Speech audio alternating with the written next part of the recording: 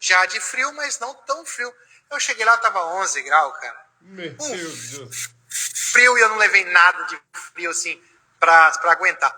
Mas eu quero começar, eu sei que o senhor, todo mundo conversa com o senhor, conta da infância do senhor, tal. Até como sou eu que faço a manutenção aí do canal do senhor, quero que todo mundo conheça, o @Dr. Id Gomes no YouTube. Eu sei que o senhor vem repetindo bastante a sua infância, que foi bastante complicada, digamos assim. Mas hoje eu quero conversar com o senhor mais voltado para esse trabalho que o senhor vem prestando para o pessoal na área de... não vou dizer coach, né? Mas assim, eu não sei se o senhor chega a ser um coach. Eu vejo mais o senhor como um mentor, né? Porque o senhor ensina tudo. Ali o senhor ensina a maneira da pessoa se comportar, como a pessoa conversar, como a pessoa lidar com os problemas, como a pessoa se comunicar. Eu adoro todo o trabalho que o senhor traz aí na área da comunicação social. Mas eu quero perguntar de prima já para o senhor assim, com tudo que está acontecendo no Brasil e lá fora, sem querer ficar falando de política, porque isso aí já está batido, está enjoativo já, uma brigaceira, né? Mas assim, como que o senhor enxerga agora, na atualidade, os problemas nas áreas que o senhor atua, né, obviamente, mas assim, esse novo brasileiro pós-Covid. Gostaria que o senhor falasse um pouquinho do brasileiro pós-Covid, como é que está a procura, o que o pessoal mais está procurando, senhor? Então, meu amigo, como eu disse anteriormente, agora eu liguei aqui também o meu Instagram. Estamos fazendo a transmissão direta aqui do meu canal do YouTube, o canal do YouTube do Lennon Portes, que é o grande guru Lennon Portes 3 do YouTube. Então, meu amigo, na realidade os desafios são muitos, e na pós-pandemia tivemos uma perda muito grande, porque durante, vamos dizer, com todos os burburinhos ali, 2 a 3 anos, nós tínhamos muitos jovens entrando na idade adulta, muitas pessoas que estavam prestes a se aposentar, talvez anteciparam. Nós tivemos uma perda no relacionamento social aí muito grande. Isso gerou grandes problemas, principalmente de ordem psicológica, sociológica, afetou a política, a forma que as pessoas percebem o mundo. Mas não podemos parar, né? A luta tem que continuar. Muitas com certeza. na escola que passaram a ser de forma EAD, não regrediram, ainda continua de forma EAD. Eu fiz a faculdade de Direito e a de Educação Física, cursei integralmente de maneira presencial. E hoje eu sei que muitas são as ferramentas, e quando a gente coloca na balança, aí quando eu penso, olha, o deslocamento, não preciso ir até lá, economiza com a gasolina, economiza o tempo, mas há outros fatores nisso. Se a gente considerar que tudo é só gasto, tudo é só perda, tudo é só prejuízo, fica difícil fazer uma análise um pouco mais profunda, porque não é a interação, o próprio trânsito, você vai dirigindo no dia a dia, então não tem como escapar. Imagine se faz então todo o curso EAD, integralmente, não lidando com pessoas, só com a tecnologia e com as pessoas distantes de você. Como é que fica quando entrar no mercado de trabalho? Então nós temos que, inclusive, já é um gancho para a gente falar sobre a tal da reciprocidade, né? Sim. Ô, doutor, mas ainda antes, eu tenho mais uma pergunta que ela se solidifica junto com essa, ainda nessa questão do homem atual, aqui, principalmente brasileiro. Eu até estava falando de uma live passada, que eu acabei de sair de uma outra live, em Orlando, na Flórida. Um grande abraço para Denise Correia, que fez um excelente podcast hoje, Mundo Coach. Grande abraço para ela. Mas eu acho que o globalismo, e também unido com a pós-pandemia, que nós todos aí começamos a trabalhar home office, muita gente não saiu do home office até hoje. Eu estou escolhendo o home office como nós estamos fazendo hoje. Eu estou aqui em Joinville, no Castelo Excalibur. Um grande abraço para o Silvio Neumann, para toda a equipe do Castelo Excalibur. O senhor está na Penha e nós estamos conversando, fazendo uma live, um podcast online, praticamente home office. O senhor está home office, eu não estou, mas o senhor está home office. Mas eu poderia estar lá em casa fazendo isso, o senhor poderia estar no Japão. Isso também não está deixando o brasileiro... Eu falo brasileiro porque o senhor atende mais brasileiros, né? não está deixando a gente mais ainda imediatista do que a gente já era? A pessoa quer tudo, a pessoa quer conteúdo pequeno, assim como no vídeo, ele quer resolver as coisas muito rápido. A gente fala de vídeo porque eu trabalho com vídeo, mas isso se estende para todo mundo. O cara quer pagar online, ele quer fazer, não está tirando a interação, isso não está estragando a comunicação social, isso também não está acabando com a reciprocidade, não. Ah, não tenha dúvida. Isso afeta e afeta demais, porque pensemos na seguinte situação. Há alguns 30, digamos 20 ou 30 anos, tínhamos numa casa, via de regra, um aparelho televisor. Quem tinha uma condição melhor, talvez um na sala, na cozinha. Agora, hoje, você para e pensa que na tua casa pode ter o celular teu, da tua esposa, de filho, uma TV, um computador, talvez um tablet, talvez um notebook, e todos Exatamente. eles, se você ligar, dá para ver alguma coisa. Aí a gente acha que vai dar conta de tudo aquilo. Olha uma coisa no celular, olha outra coisa no notebook. Exatamente. Eu estou aqui, ó, na minha frente estou com o notebook e estou com o meu celular. No Insta. Fazendo a transmissão.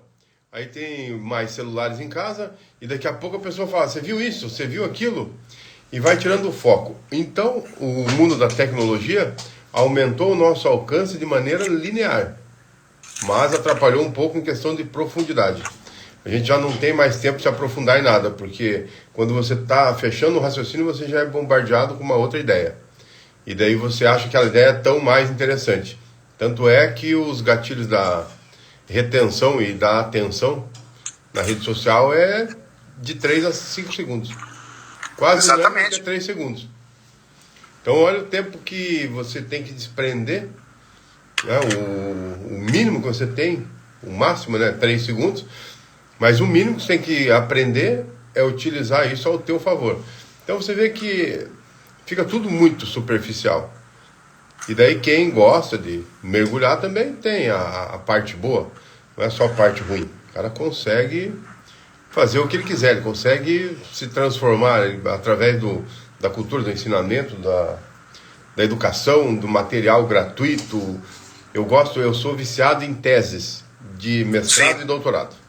Sim. Então eu leio alguns livros e vou lá e pego o que as pessoas estão falando sobre essa obra. E daí você vai lá, você tem, claro, eu pego os pontos que me interessam, que tem um abstract, tem uma homenagem, tem uma série de coisas. Mas quando você aprende aí na veia, quando você aprende aí na picanha da tese, rapaz, você lê 1, 2 no dia, sai maravilhado. Agora foi impossível não lembrar do Bar do Lúcio. Quem ficar curioso aí, depois procura no canal. Dr. Ed Gomes aí, a aba lá, Bar do Lúcio, que você vai rir muito. E tem um vídeo lá em segundo lugar no canal, lá dos shorts mais assistidos, lá, Bar do Lúcio. Mas voltando deixa o pessoal da curiosidade, nem vou explicar, deixa na curiosidade. Mas voltando na questão do home office, ele é bom. Você consegue fazer absurdamente as coisas que você fazia em uma semana, hoje você resolve num dia. Você ficava horas na lotérica, né? Eu não estou querendo aqui dizer, porque senão não estaria eu trabalhando no home office, né, doutor? Eu sou um dos caras que trabalha no home office. Então não é essa a questão. O meu ponto de equilíbrio, a grande dúvida que eu não é dúvida porque, na verdade, a gente constata isso todo dia. Mas assim, está estragando o tete-a-tete, está deixando a gente impessoal, sabe? Agora sim a gente vai entrar na reciprocidade, porque foi o ano passado, ou o ano retrasado, que eu estava debatendo com o pessoal, e eu falei assim, cara, as redes sociais são muito boas, mas também são muito ruins. Por quê? Porque hoje você desfaz uma amizade no apertar de um botão, de uma tecla né, apertar na tela do celular com o dedo, ou você apertar uma tecla de computador, e você vai lá e desfaz uma amizade, uma teclada, um clique no mouse, e desfaz uma amizade. Beleza, vai dizer assim, mas Lennon, eu tenho 5 mil amigos, ninguém tem 5 mil amigos, na verdade, você vai ter lá 10 ou menos, né? Mas só que assim, você começa desfazendo aquele que você não conhece, correto? Daqui a pouco você começa a desfazer aquele que você conhece, mas já faz tempo, você nem fala com ele tete a tete, que você só vê o cara ali. Ah, não, aí não, tira assim, é parente, mas assim, ele quase nunca tá no Facebook, talvez ele não tá no Facebook, porque ele gosta da prosa verdadeira, do cara a cara. Da vida real? Né? Vida real. Quando você vê, você tá desfazendo amizade com pessoas importantes do seu ciclo de amizades reais, e você tá apertando um botão ali, como você sabe, aí isso vai eu acho, né, o senhor vai falar sobre isso, mas eu acho que agora, mais que nunca, né, a reciprocidade torna-se uma coisa, artigo de luxo. Mas vou deixar o senhor falar. Convidado aqui é o senhor. Deixa eu só ver que se estão me ouvindo no... Perguntar aqui, estão ouvindo aqui no... Que eu liguei o Instagram também? Mas então... Vou pedir aqui pra Lídia dar uma olhadinha no canal Leilão Portes 3 lá, ver se tá sendo áudio bonitinho dos dois lá. Pode falar. Então, aí é o seguinte, essa questão toda nos fez aumentar muito a questão da amizade e de forma linear, mas perdemos muito em profundidade, em conexões. Tanto que você conversa, é difícil aquele que manteve a raiz, até porque hoje a pessoa cresce, vai trabalhar num lugar, outro, imagina, você estava aí cuidando do podcast, que acontece onde? Em Orlando, na Flórida. Em Orlando. Então você vê que o mundo, ele ficou pequeno. Nós temos a percepção de que tudo é pequeno. Na realidade é do mesmo tamanho, a gente sabe disso.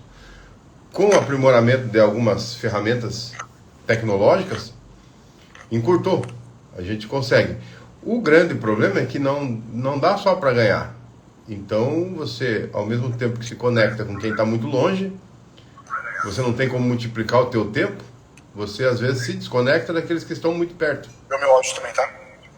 Então não é raro você chegar na casa de alguém, o cara está com o celular, está conversando com alguém que está lá do outro lado do mundo. Em compensação, exatamente, o filho dele está sentado do lado e ele não está conversando com o filho dele. E ele não fala com o próprio filho. Porque cada um está no celular. Então, a vida tem dessas coisas. E a reciprocidade, como... Meu áudio tá bom? Pode falar. Pode falar, doutor. Só tô vendo aqui com a menina aqui se meu áudio tá bom. Não, tranquilo. A gente tá sendo a nossa... Como é que tá o meu áudio aí, tá bom? Meu amigo Ervin. Tranquilo, doutor. Não esqueci do que nós conversamos, hein? Mas aconteceu uma situação que teríamos uma reunião aqui na Penha e eu fui para Curitiba na mesma ocasião. Aí eu estou deixando para fazer aquela conversa pessoalmente o dia que eu encontrar o camarada, que eu acredito que não vai demorar muito. Beleza, meu amigo? Então, fazendo na prática aqui, ó. Fazendo na prática. A reciprocidade. Conversando com o meu camarada. Pode falar. Então, a reciprocidade ela é muito interessante, rapaz. A maioria sabe o que é a reciprocidade.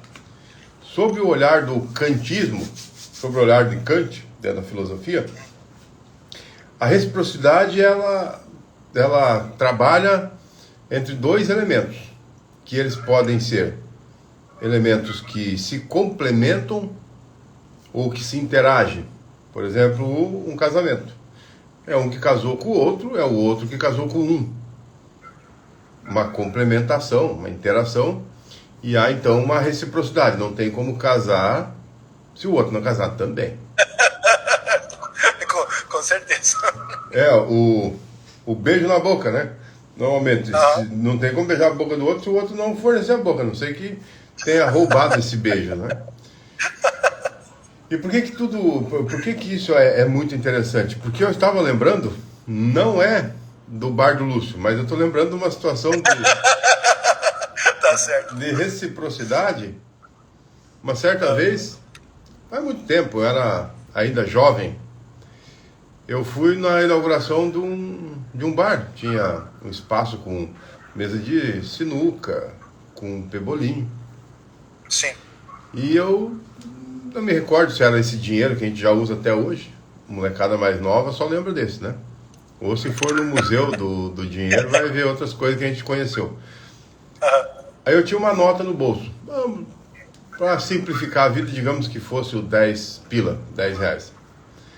Aquele bar tava assim, ó, de gente. Amigos meus já conhecidos. Tinha um ou outro meio disperso, mas ninguém que eu me conectasse. Aí o que eu tive de ideia? Eu fui lá fazer uma reciprocidade. E olha que interessante, que eu fiz isso de maneira até instintiva, intuitiva. Eu fui lá, peguei aquele 10 pila, aí eu observei um pessoal que estava ali perto do Pebolim, possivelmente tinham jogado já. É Pebolim aquele que você faz o de gol a gol lá, não? É, né? Isso é, Pebolim é aquele dos espetos de churrasco lá.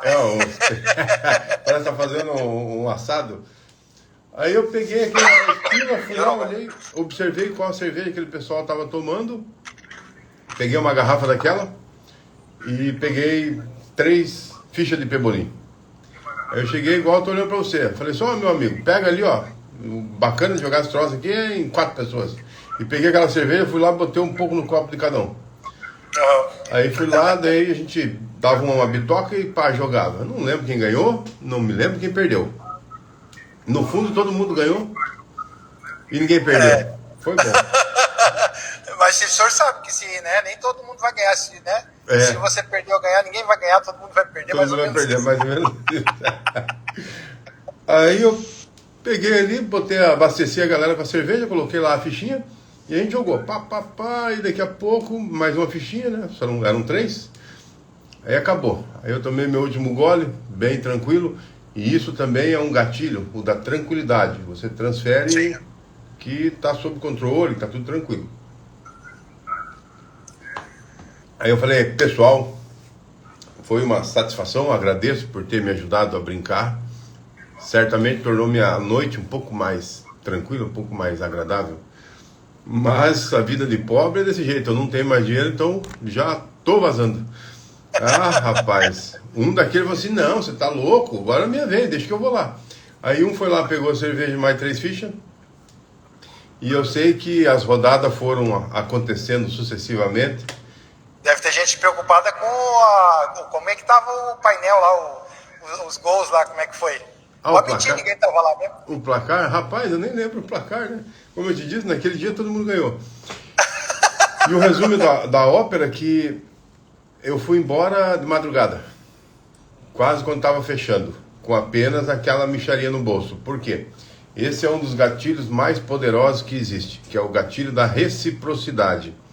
Então muitas vezes a gente só quer ganhar, só quer venha nós, e a gente nunca acaba não se propondo a estender a mão para o semelhante. Quando você vai no mercado, não é raro, você deve ter ido, o pessoal que está aqui na live do Instagram ou do YouTube também deve ter ido. Você vai no mercado, às vezes estão lá fazendo uma torradinha, estão fazendo um cafezinho. Você pode não levar muito, mas é uma coisa quase que automática.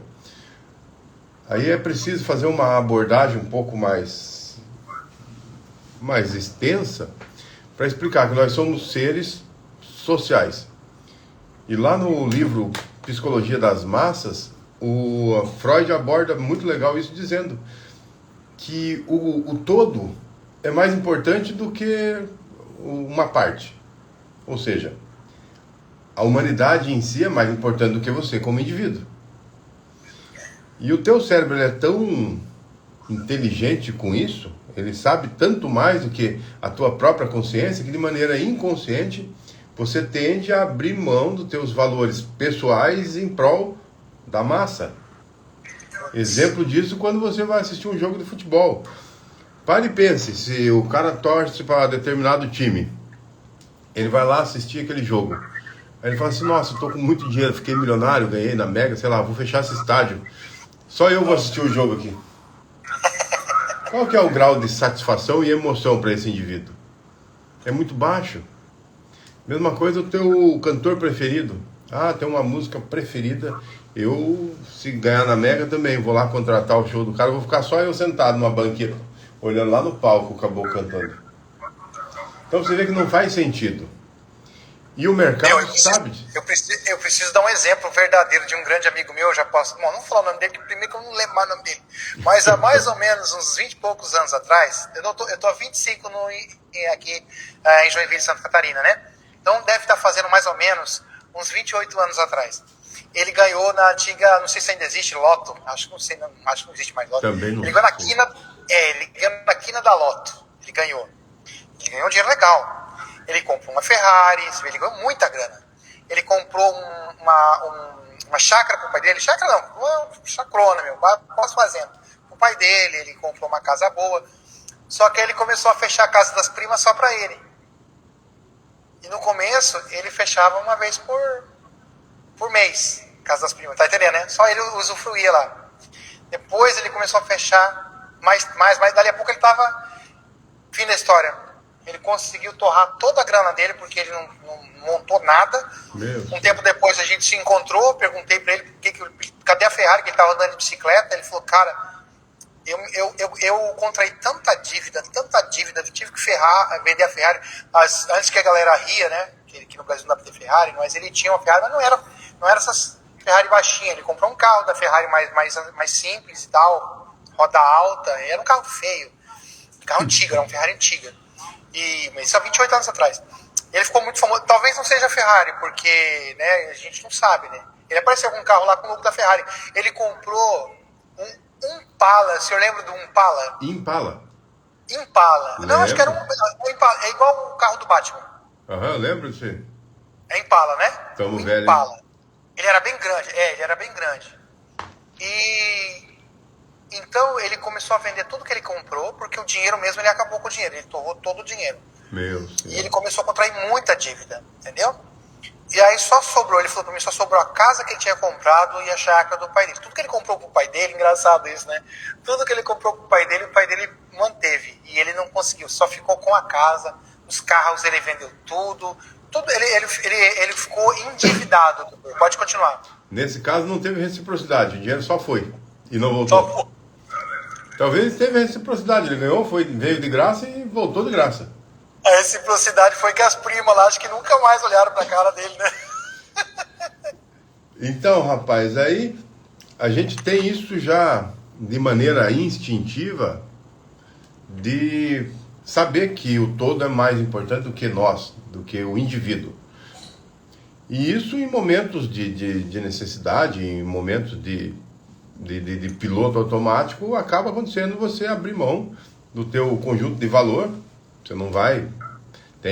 quem quiser pesquisar, tem N estudos do pessoal, coloca lá uma cor que visivelmente é um amarelo, é um verde, e combina com 10, 20 pessoas de dizer que aquilo é uma cor que não é aquela, que é uma cor diferente. E daqui a pouco vem alguém e o cara prefere errar junto com todo mundo do que estar certo sozinho. Então, partindo disso, da gente conseguir ter um apreço pelo entorno, as pessoas, elas se sentem tocadas com a reciprocidade. Você vai num lugar, ganhou alguma coisa, você sente quase que de maneira inconsciente a obrigação, a necessidade, o desejo de querer retribuir aquilo. Aí você vai lá e compra um vinho, uma cerveja, o café daquela marca, ou uma linguiça, um espetinho que eles estão lá te fornecendo. E hoje em dia, a gente vê muita gente pedindo, muita gente querendo, muita gente precisando, mas eles não se atentam para isso, né, cara? Tá precisando, e normalmente você olha, a pessoa está precisando, ela está pedindo, não sei o quê, mas o que você pode fazer para contribuir? Às vezes não é com dinheiro, às vezes com atenção. Eu, quando era mais jovem, eu sempre ajudei muito os vizinhos. Sepultar cachorro. Às vezes o cachorro era um companheirinho de uma pessoa mais idosa. Que legal, cara, que legal. Daí chegava lá e eu via quando...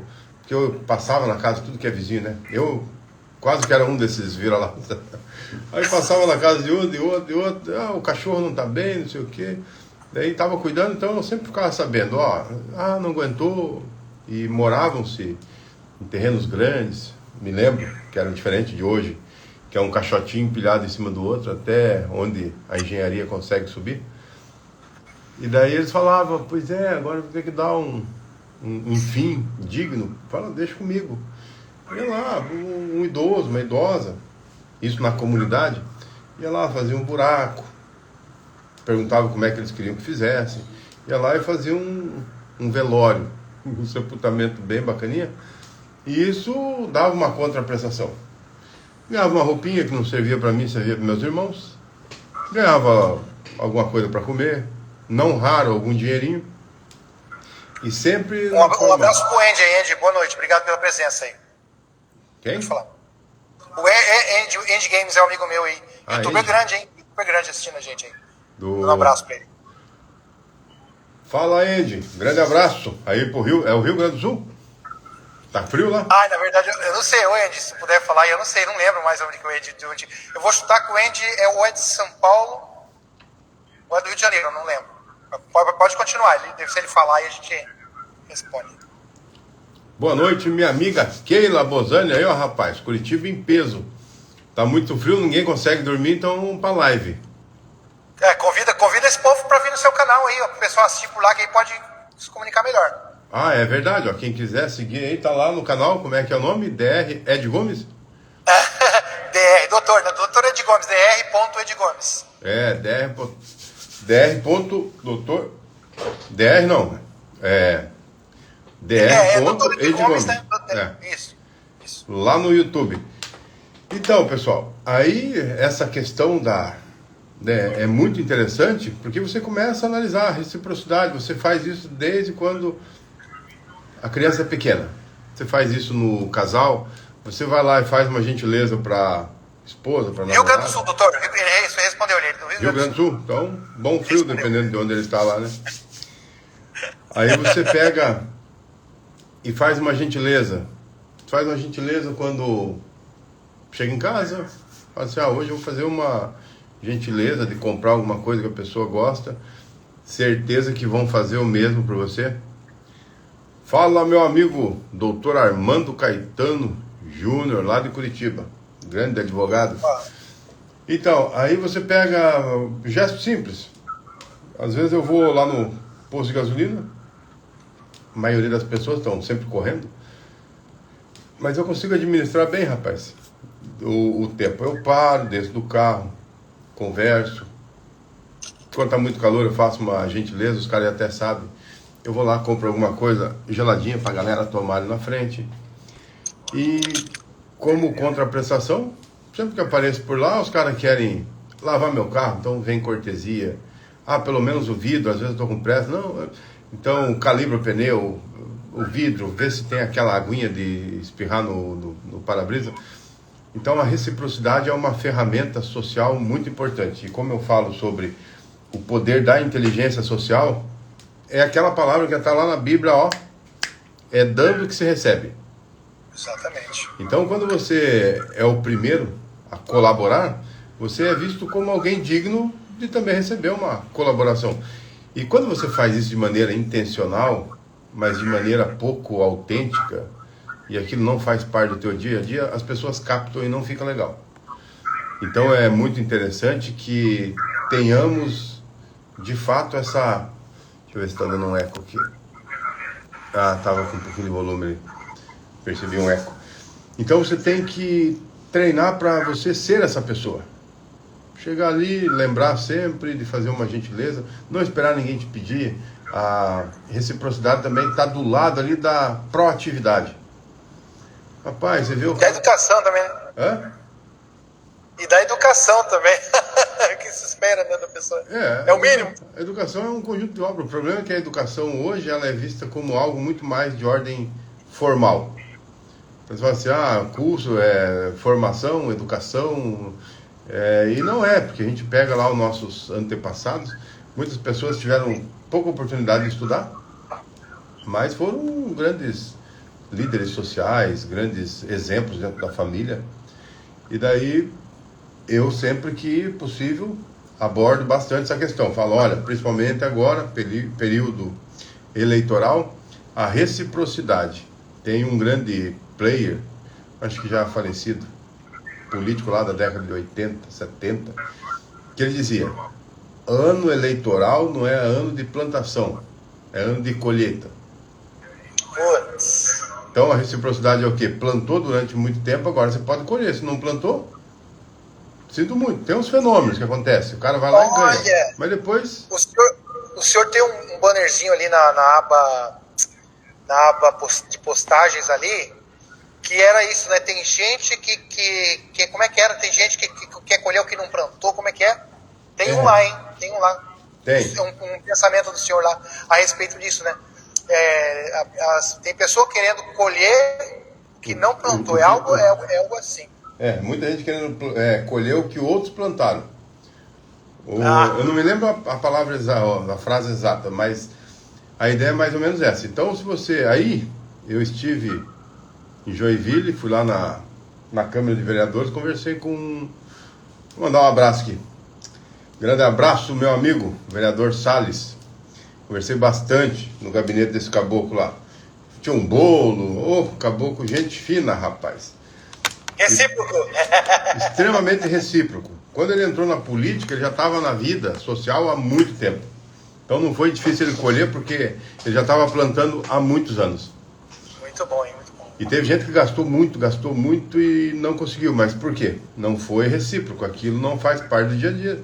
Se ele começou lá atrás, ele tem essa intenção e for adubando, semeando, cuidando da semente, fazendo conexão, aquilo que a gente disse certa vez, transformando, não gosto de usar essa palavra, transformando, convertendo talvez, desconhecidos em conhecido. Exatamente. Depois de conhecido em amigo, colega, amigo.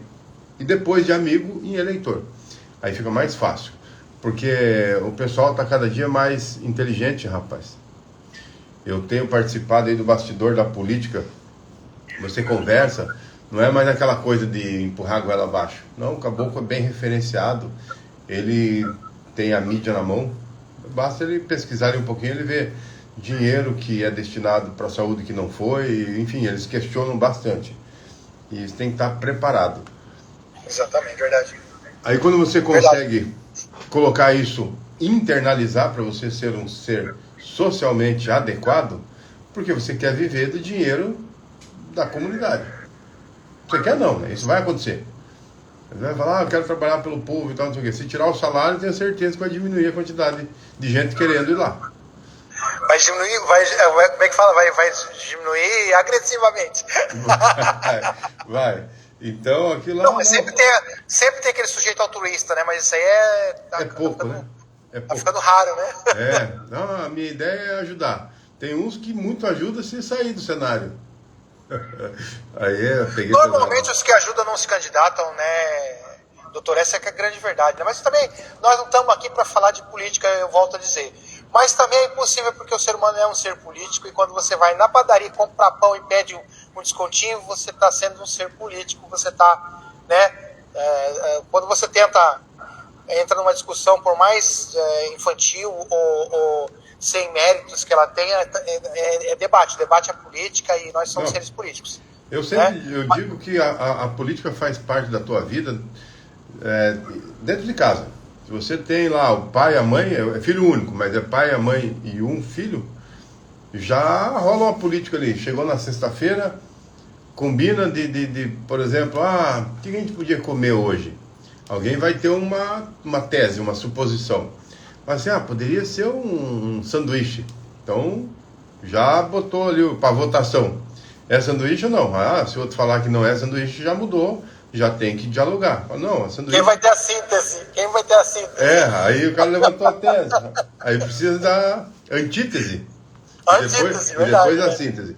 Aí foi lá, vamos comprar Então, mas é que eu estou dizendo que o conteúdo é a síntese, né? Isso é o que vai... isso que vai mandar lá na frente. Mesa. Aí decidiu que é lanche, mas vamos pedir de quem? Vamos pagar quanto? Mais o quê? Aí normalmente o filho vai tentar convencer o pai ou a mãe, aquele que ele achar que é mais fácil, e daí tem 2 contra 1. E se é família maior... Eu sei que o senhor não é psicólogo, né? Mas assim, nós sabemos que tem muita gente hoje em dia, não só por esse imediatismo que a internet traz, né? Das coisas cada vez mais rápidas e mais perto de você, mais na tua mão, aplicativos e agora chegou a época das IAs, né? Eu acho que é impossível a gente falar, né? Em algum momento a gente ia tocar no assunto IA, né? Porque a IA, ela, ao mesmo tempo que ela te dá as coisas na mão, mastigada, você tem que olhar, porque quando ela erra feio, né? Eu fiquei sabendo de um advogado que não foi ele, com certeza foi a assessoria dele lá, que pegou um texto para ele da IA e o texto estava todo cheio de absurdos que com certeza a IA deve ter tirado de algum filme, alguma coisa, e acabou colocando na mão dele. Ele foi ler isso em público, deu um vexame do caramba, foi nos Estados Unidos e acabou espalhando para todo mundo, mas serviu até isso, doutor, até isso serve de exemplo para todo mundo, né? Para você, por mais que você esteja num momento autômato, tudo tem limite, né? Isso serve para ser reciprocidade, isso serve para o respeito, isso serve para o conhecimento, de você saber buscar, saber do conteúdo, saber com quem você está buscando e você, desde uma amizade que você tem que cultivar ela com coisas reais, mesmo no campo, mesmo uma amizade online, né? Eu e o doutor conversamos muito mais online do que pessoalmente. Eu acho que se a gente se viu nesse tempo todo que a gente está se conhecendo aí, umas 3 vezes ao vivo foi muito, acho. Foi acho que deve ter sido 2 ou 3 episódios que nós gravamos ao vivo. Exatamente, e o resto entendeu? É na base da inteligência artificial. Exatamente. Então, a gente tem que tomar muito cuidado, né? E eu quero que o senhor fale um pouco, então, sobre a reciprocidade, mas assim, baseado, né? Comentando um pouco sobre a tecnologia. Por que eu puxei esse assunto? Eu nem ia falar da IA, tá? Porque eu nem estava lembrando da IA. Eu ia apenas falar isso. Que a pessoa, ela está acostumada com esse negócio da rapidez, dela aceitar um não como resposta, que antes ela não aceitaria, só porque ela não quer estender a negociação. Ela não quer se impor, ou ela não quer estender a negociação, então ela... Então tá, beleza. E ele já sai de fininha, e ele não, de repente, ele até, se ele conversasse um pouquinho mais, se ele fosse um pouquinho mais baseado, né, na antítese, né, ele chegaria à síntese, né? Falar um pouquinho sobre isso também, doutor. Então, aqui, só para preparar, isso é igual fazer o rango. Primeiro você corta, prepara os ingredientes, vê se tem todo, né, que você precisa à mão ali, fogo, panela, etc. A palavra, então, recíproco, ou reciprocidade, ela tem origem no latim, e ela, né, que lá, nessa época, escrevia reciprocare, que significa fazer algo em troca. É simples. E na psicologia social, então, ela refere-se a responder uma ação positiva de maneira igualmente positiva e uma ação negativa de maneira igualmente negativa. Ou seja, é algo que pode ser bom, mas pode ser danoso, porque a partir do momento que você fez algo que é contra os bons costumes e contra a moral, você tem a possibilidade de receber aquilo de forma também negativa.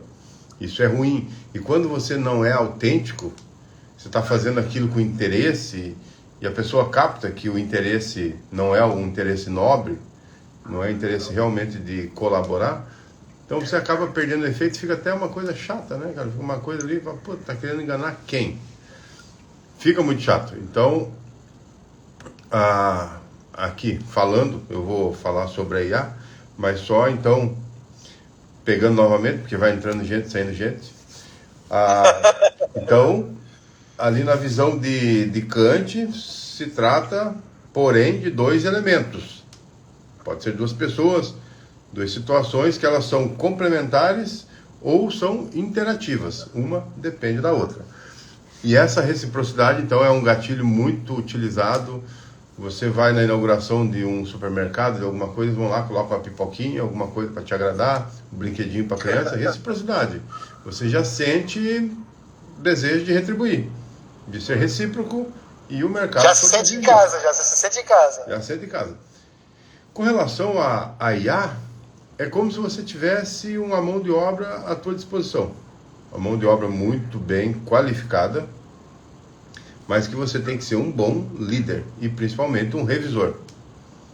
Então você pega lá, a gente está fazendo peça todo dia, isso, aquilo outro, aí você escreve, você com o tempo já vai tendo o teu acervo. Então você pega lá, por exemplo, mandado de segurança, Você tem lá mandado de segurança. Sobre qual tema? Um mandado de segurança para partido político. Mandado de segurança para concurso público. Mandado de segurança para vincular algo a algum cargo público. Então você já tem mais ou menos. Aí aquilo ali você tem o endereçamento, você precisa fazer os ajustes sempre que necessário, mas você tem a forma. Você vai fazer pão na tua casa, cada vez que vai fazer pão você compra uma forma nova, faz uma forma? Não, você vai usar a mesma forma. Então a forma, o formato está ali. Aí quando você vai fazer alguma coisa e vai se socorrer da inteligência artificial, ou vai pedir para alguém fazer isso, o mínimo é dar uma revisada. De repente, não sei se não tinha tempo hábil ou excesso de confiança. E o excesso de confiança pode dar Eu acho que era isso, problema. Excesso de confiança no assessor ali, né? É isso que faltou. Mas a correção indifere. Se é IA, se é um funcionário, a correção se faz necessária. É você que vai ler. É você que vai botar a sua cara a tapa. Um sistema de filtro, uma hierarquia. Olha, passou o último, o dono da lancha tem que ir lá. Ele vai olhar e falar assim, opa, aqui não tá certo isso aí. Exatamente. Então, meu amigo... Bom, eu acho que é assim, doutor. Hoje, o que mais a gente vê hoje, né, o que mais a gente ouve falar hoje é da falta não vou dizer falta de respeito, mas é da falta de paciência. As pessoas não estão... Elas estão, de novo, por causa do imediatismo global que está... E eu vou colocar assim, imediatismo global e tecnológico. Ninguém quer esperar mais nada, ninguém quer mais conversar, ninguém quer mais debater. Você vê que as pessoas, às vezes, elas... a gente não estou pedindo muito, nem eu, não estou dizendo estou colocando aqui mas nós não estamos pedindo muito, né? Porque o doutor tem praticamente a minha idade, eu sou um pouquinho mais velho, mas o nosso pessoal da nossa época, a gente tinha... Ninguém está falando aqui de violência, né? Mas nós tínhamos um respeito pelos pais, pelos idosos, pela polícia, um respeito pela polícia. Eu lembro da Veraneio, o senhor deve lembrar da Veraneio? Lembro, preto e branca. Olha, quando a Veraneio vinha, o negócio assim, parecia que tinham peidado, assim, a galera ficava toda... Nem respirava, né? Eu, como filho de militar, mesmo assim, tá? Quando vinha passar revista, não tinha mulher, não tinha velho, não tinha criança. O pessoal passava, a PF passava a revista em todo mundo. E eu, como filho de militar, rapidinho eles viram que era filho de militar, mas mesmo assim, doutor, se fosse, ele perguntava, você tá longe da tua casa? Não, minha casa é nesse quarteirão aqui. Tá, falta 5 para as 10. Vai para casa. E não tem, doutor, não tem ar. Sim, senhor, ia para casa. E tchau. E isso era com todo mundo. Naquela época, a galera vai rir da gente, os mais novos aí, mas não existia o senhor ficar na rua depois das 10. Era impossível. Nós estamos falando aqui do regime, né? Uns chamam aí de outro nome. Eu me acostumei a pensar como um regime, mas também não concordava 100%. Mas, de novo, a questão aqui não é militar. A questão é, nós somos um povo que cresceu pedindo bênção para os pais, para os avós, para dormir. Nós somos uma geração que cantava o hino nacional na frente da bandeira, tá? Você goste ou não, eu tenho saudade disso, né? Eu não canto mais o hino 100%, mas eu canto melhor que muita gente que está estudando, porque não faz mais parte do currículo deles, né? Está estudando. O que eu quero dizer com tudo isso? É que não é mais só uma questão de aprender a respeitar. Tornou-se uma questão cultural esse imediatismo, né, tecnológico, esse global tecnológico. Falo global porque hoje você conversa. Comecei a trabalhar agora, doutor, desculpa, estou tomando refrigerante aqui. Eu comecei a trabalhar agora com americanos. Eu não falo inglês, eu leio um pouco. Pode-se dizer que eu leio bem inglês, né? Porque sou da época que para jogar videogame e para mexer no computador era tudo em inglês, não existia nada em português, todos os programas, né, era tudo em inglês. O senhor pegou isso também, com certeza. Hoje em dia não, hoje em dia é tudo em português, nem precisa, mas E eu uso o Google Tradutor, eu uso ali alguns aplicativos, eu converso com eles e trabalho com eles sem falar inglês, entendeu? Claro que às vezes acontecem umas coisas muito engraçadas, porque você escreve ali do seu jeito, e ele tem que acostumar lá a ler o inglês aportuguesado, porque ele coloca ali a formação da frase toda como se fosse português, ele só vai trocando as coisas, mas tá legal. Vai substituindo, mas dá para conversar bem. E a visão do doutor sobre isso, né? Sobre a falta de respeito cultural que está acontecendo hoje em dia, que também fica difícil reciprocidade com o outro, quando o outro não te respeita.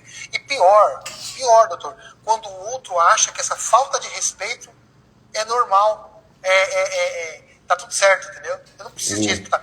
Eu não preciso mais chamar o doutor de doutor. Então, daqui a pouco eu vou no padeiro para arrancar um dente, doutor. Não, fica estranho, né? É importante a gente não perder muito a linha com essas coisas, porque estão aí há milhares de anos e vão ficar por mais alguns milhares, e daqui a pouco a gente vai perceber que está fazendo falta. E é tão interessante que eu gosto de fazer uma provocação para quem está na nossa faixa etária. Embora não estejamos aqui falando de etarismo, mas eu falo, olha só que legal, do jeito que o teu cérebro faz uma coisa, ele faz o resto. Ele aprende, ele adquire aquela forma. E daí você para e pense, a nossa geração de 40, 50, 60 anos, todos falam o seguinte, quando eu era criança, bastava o meu pai olhar para mim que eu sabia o que ele queria. Certo? Exatamente. Certo? Do jeito que o teu cérebro faz uma coisa, ele faz o resto. Hoje, o teu filho olha para você, você sabe o que ele quer. Ou seja, você continua sendo submisso. Antigamente você era aos pais e hoje você é aos filhos. Submisso aos filhos, submisso aos netos. E isso é complicado, porque quando tem alguém querendo mandar e consegue, é porque tem alguém querendo obedecer. E eu sempre digo, dói pra gente, mas a criança não, até 10, 12, 15 anos não vai no mercado comprar a própria comida. Olha, seu Silvio. Dá um cheguinho aqui, seu Silvio. Olha quem tá aqui, pera aí. Olha quem tá aqui. Vou chamar uma... Sim, senhora. Vou chamar aqui uma pessoa que você tem apreço aqui para entrar na live rapidinho aqui, ó. Só que tu vai ter que se abaixar aqui. Pera aí, fala rapidinho com ele aqui. Pra quem tá assistindo a live, esse aqui é o Silvio Neumann, dono do Castelo Excalibur, onde acontecem as nossas lives. Eu vou botar aqui no ouvido dele aqui, ó. Estamos falando sobre reciprocidade. Dá uma baixadinha aqui. Olá, gente. Olá, doutor Ed Gomes, né? Fala, meu amigo. Conversamos pessoalmente aqui nessa mesa. Maravilha. Que legal. Coisa boa, hein? Satisfação. Satisfação também? Como é que tá por aí? Muito frio? Puta, eu tô me sentindo... Puta merda. Tá se sentindo um pinguim? Tô me sentindo... Eu morei em Caxias do Sul durante 5 anos, tô me sentindo em Caxias do Sul. Barbaridade, pai. Onde eu cheguei a fazer, boneco de neve na praça. Meu Senhor amado, imagine que coisa, cara. Tá doído esses dias aí, né, cara? Puta merda, mas é mais alguns dias só, né? Só mas... que o nosso frio aqui, ele é diferente do frio de lá. Lá é um frio seco. E aqui é um frio úmido, frio dolorido. Dolorido. Entende? Hoje de manhã eu saí... Primeira live no canal dele. Hã? Primeira live no canal dele. É mesmo? Tá estreando então, doutor? Você viu aí, ó? Primeira live no YouTube, no comando aí do Leno. Que legal. Te desejo todo o sucesso do mundo. Eu falei que vou montar uma dupla com ele. É o Leno e o Escrevendo. Ele vai ler. Lênio Pótios. Lênio Pótios. Piada. Beleza, meu amigo. Grande abraço. Valeu, um abraço também. Bom descanso. Valeu. Tchau. Pode falar, doutor, que eu agora me perdi aqui todo aí. Pelo Silvio, nós para tudo. O Silvio é uma pessoa incrível, viu? Não, eu falei sobre a questão de que o teu cérebro aprende a fazer uma coisa e ele tende a fazer o resto da mesma forma. E que hoje as pessoas, aquelas que foram submissas ao pai, à mãe, à escola, à polícia, ele tende a ser submisso aos mais novos também. Ao filho, a nora, o genro, para não se indispor. Por quê? Aprendeu que não revidar era o melhor a se fazer para evitar coerção física e depois alguma retaliação financeira, familiar, etc. E hoje a pessoa vai lá e pratica a mesma coisa porque não quer se indispor.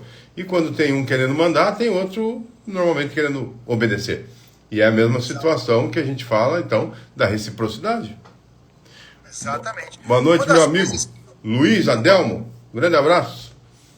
Vai pro canal do YouTube lá, vai pro canal do YouTube. Vamos ajudar aí o doutor na primeira live dele, quem tá assistindo ele pelo Instagram. Não sei se vocês me ouvem aí no Instagram, mas procura lá, @dr.edgomes. Doutor Ed Gomes, né? DR de doutor.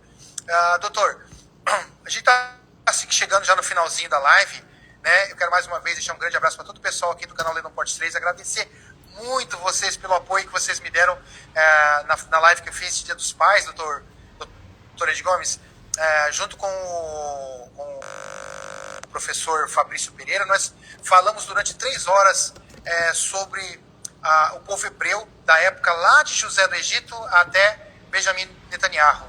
Né? Coisa bacana. E aí a gente acabou parando e vamos fazer uma segunda parte de tanto que o pessoal pediu. Nós vamos fazer uma segunda parte falando aí sim agora do Benjamin Netanyahu, essa parte mais de agora, né? Principalmente sobre a parte política. Nós usamos a Bíblia como referência, mas não foi um podcast calcado na espiritualidade, foi mais na parte histórica mesmo, contando o que aconteceu. E claro que você é obrigado a usar a Bíblia como referência, porque o nosso livro é um livro fantástico, uma união de livros fantásticos, né?